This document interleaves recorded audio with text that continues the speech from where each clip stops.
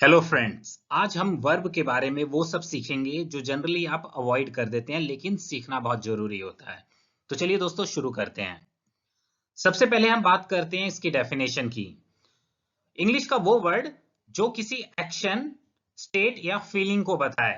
English का वो word जो किसी एक्शन, स्टेट या फीलिंग को एक्सप्रेस करे उसे हम वर्ब कहते हैं। दोस्तों याद रखना, इंग्लिश का वो वर्ड जो एक्शन, स्टेट या फीलिंग को बताए उसे हम वर्ब कहते हैं।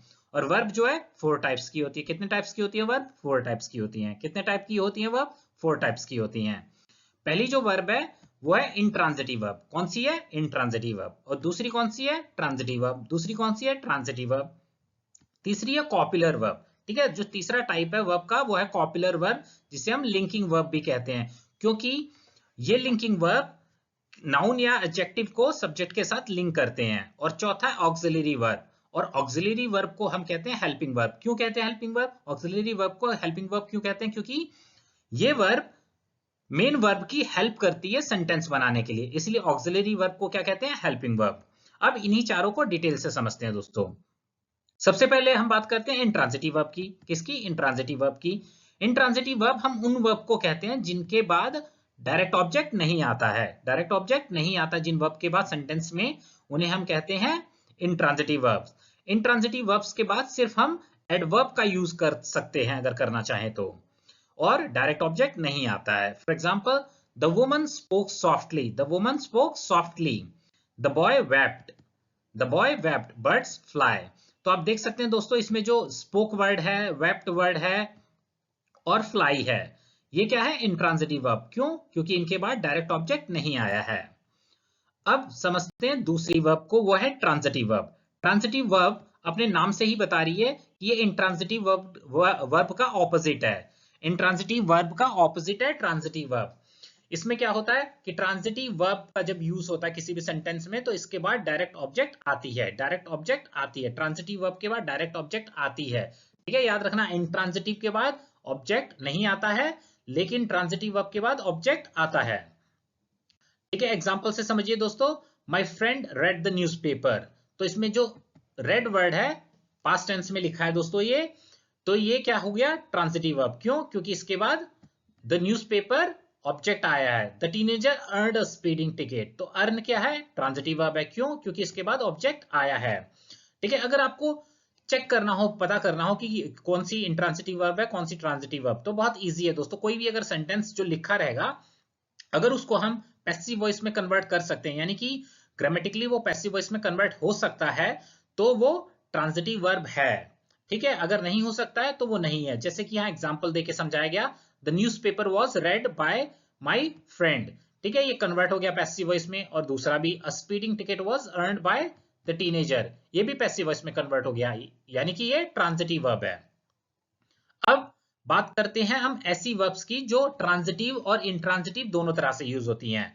जो ट्रांजिटिव और इंट्रांजिटिव वर्ब दोनों तरह से यूज हो सकती हैं, उनको हम कहते हैं इर्गेटिव वर्ब्स। क्या कहते हैं? इर्गेटिव वर्ब्स। यानी कि ये ट्रांजिटिव और इंट्रांजिटिव दोनों तरह से यूज हो सकती हैं। ठीक है दोस्तों, लेकिन उनका मीनिंग बदल जाता है। उनका मीनिंग बदल जाता है। जब ट्रांजिटिव वर्ब की तरह यूज होगी तो अलग तरह से मीनिंग होगा, और जब इंट्रांजिटिव वर्ब की तरह यूज होगी तो अलग मीनिंग होगा। For example, the ship sank. The ship sank, यहाँ पे जो सैंक है वर्ब, वो इंट्रांजिटिव वर्ब की तरह यूज हुई है। यहाँ पे इसका मतलब है कि शिप डूब गया, शिप डूब गया।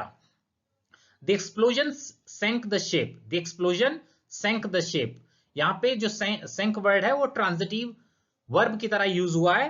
तो यहाँ पे मीनिंग है कि विस्फोट या धमाके, विस्फोट या धमाके ने शिप को डुबो दिया। तो यहाँ पे डुबो दिया है मीनिंग, और यहाँ पे क्या है? डूब गया।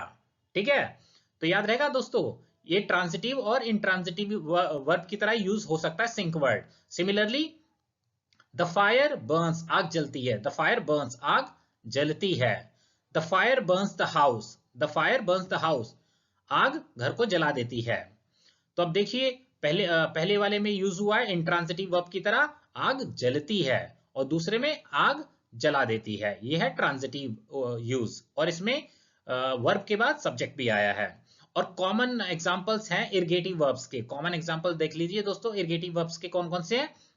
ओपन है, सिंक है, वेक है, मेल्ट है, बॉयल है, कोलैप्स है, ठीक है, एक्सप्लोड है, फ्रीज है, स्टार्ट है और सेल है, ये सारे क्या है, इरगेटिव वर्ब्स। एक बार और रिपीट कर देता हूं, open, sink, wake, melt, boil, collapse, explode, freeze, start, sail, ये इरगेटिव वर्ब्स हैं, यानी कि ये ट्रांजिटिव और इंट्रांजिटिव दोनों तरह से यूज हो सकती हैं, बस इनका मीनिंग बदल जाता है सेंटेंस में।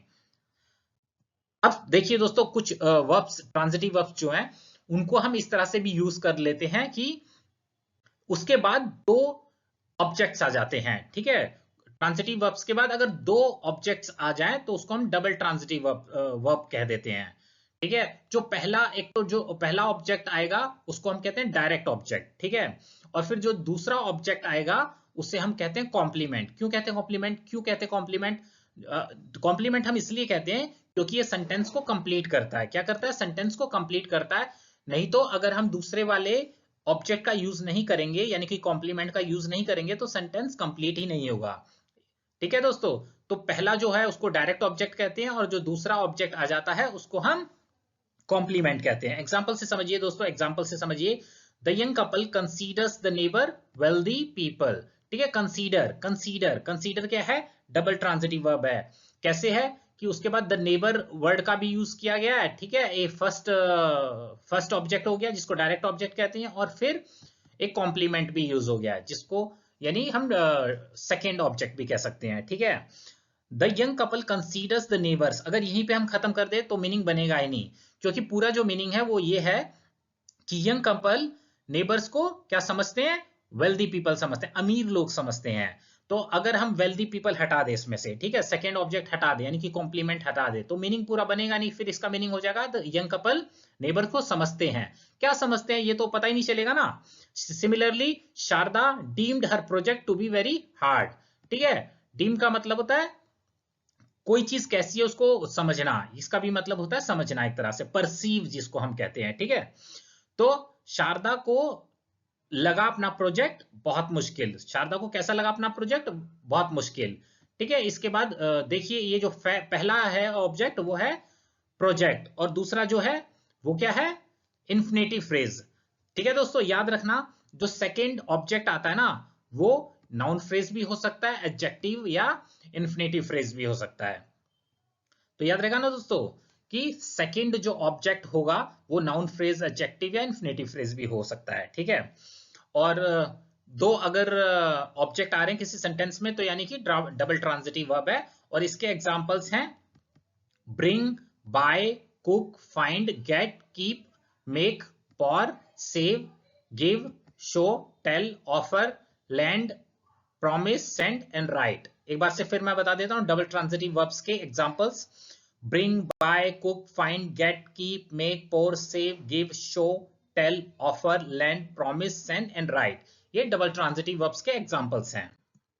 अब हम बात करते हैं अपनी थर्ड टाइप की वर्ब की, वो है कॉपुलर वर्ब। कॉपुलर वर्ब को हम कहते हैं लिंकिंग वर्ब भी। क्या कहते हैं? Linking verb. क्यों लिंकिंग वर्ब कहते हैं? क्यों लिंकिंग वर्ब कहते हैं कॉपुलर वर्ब को? हम कॉपुलर वर्ब को लिंकिंग वर्ब इसलिए कहते हैं क्योंकि ये एडजेक्टिव या नाउन को सब्जेक्ट के साथ लिंक करती है। और जो कॉपुलर वर्ब है वो देख लीजिए कौन कौन सी होती है। Be, seem, become, appear, look, taste and remain. Be, seem, become, appear, look, taste and remain, ये क्या है? कॉपुलर वर्ब, यानी कि लिंकिंग वर्ब। और जो लिंकिंग वर्ब है, इसमें जो बी लिंकिंग वर्ब है उसके 8 फॉर्म्स होते हैं। कौन कौन से 8 forms? Is, am, are, was, were, be, being and been. Is, am, are, was, were, be, being, been, इस तरह से यूज कर सकते हैं। फॉर एग्जाम्पल आप समझिए दोस्तों, her daughter is a popular teacher. Her daughter is a popular teacher. The singers were very nervous. His mother looked worried. Sachin remained reliable friend. Sugar taste sweet. तो दोस्तों देखिए, इसमें जो इज है, वर आया है, लुक्ड आया है, रिमेंड आया है, टेस्ट आया है, ये क्या है? Linking verb. ये क्या कनेक्ट कर रहे हैं? जो उनसे पहले वाले जो सब्जेक्ट हैं उसके साथ बाद वाले एडजेक्टिव या नाउन को कनेक्ट कर रहे हैं, ठीक है। इसीलिए इनको कहते हैं लिंकिंग वर्ब। अब नेक्स्ट को हम समझते हैं ऑक्सिलरी वर्ब, ठीक है। लास्ट जो वर्ब है टाइप वो है ऑक्सिलरी वर्ब। ऑक्सिलरी वर्ब को हम हेल्पिंग वर्ब भी कहते हैं। ऑक्सिलरी वर्ब को क्या कहते हैं? Helping verb. क्यों कहते हैं हम हेल्पिंग वर्ब? क्योंकि ये मेन वर्ब की हेल्प करती है सेंटेंस बनाने के लिए। मेन वर्ब की हेल्प करती है सेंटेंस बनाने के लिए, इसीलिए हम ऑक्सिलरी वर्ब को हेल्पिंग वर्ब भी कहते हैं। जो हेल्पिंग वर्ब है उसके एग्जांपल देख लीजिए, is, am, are, was, were, has, have, had, do, does, did, will, shall, would, should, can, could, may, might, must and ought to, ये सारे ऑक्सिलरी वर्ब हैं। एक बार फिर से बता देता हूं, is, am, are, was, were, has, have, had, do, does, did और जितनी भी मॉडल वर्ब्स होती हैं वो सारी हेल्पिंग वर्ब है, यानी कि ऑक्सिलरी वर्ब है।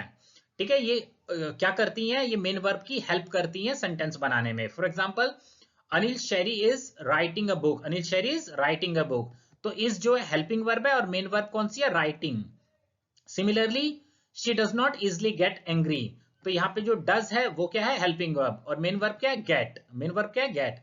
Similarly, he had snubbed his brother, दोस्तों स्नब का मतलब होता है बिहेव रूडली, ठीक है, बिहेव रूडली, या खासतौर पे इस तरह से रूडली बिहेव करना कि सामने वाले की तरफ देखकर भी नजरअंदाज करना या फिर उससे बात करने के लिए भी मना कर देना।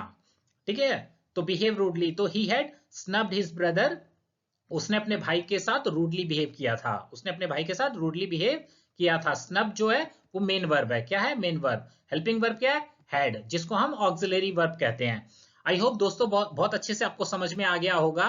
वर्ब 4 तरह की होती हैं और 4 तरह की वर्ब को हम कैसे कैसे यूज करते हैं, एक बार फिर से रिपीट कर देता हूं। जो 4 तरह की वर्ब होती हैं वो है intransitive verb, transitive verb, copular verb, copular verb को हम लिंकिंग वर्ब भी कहते हैं क्योंकि ये नाउन या एडजेक्टिव को सब्जेक्ट के साथ लिंक करती है।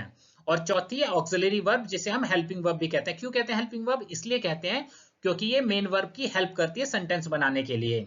ठीक है, अगर कोई आपसे पूछे कि वर्ब की डेफिनेशन क्या है तो आप कहेंगे कि इंग्लिश का वो वर्ड जो एक्शन, स्टेट या फीलिंग को एक्सप्रेस करता है उसे हम वर्ब कहते हैं। ठीक है, जो इंग्लिश का वर्ड एक्शन, स्टेट या फीलिंग को एक्सप्रेस करता है उसे हम वर्ब कहते हैं। That is all friends for today.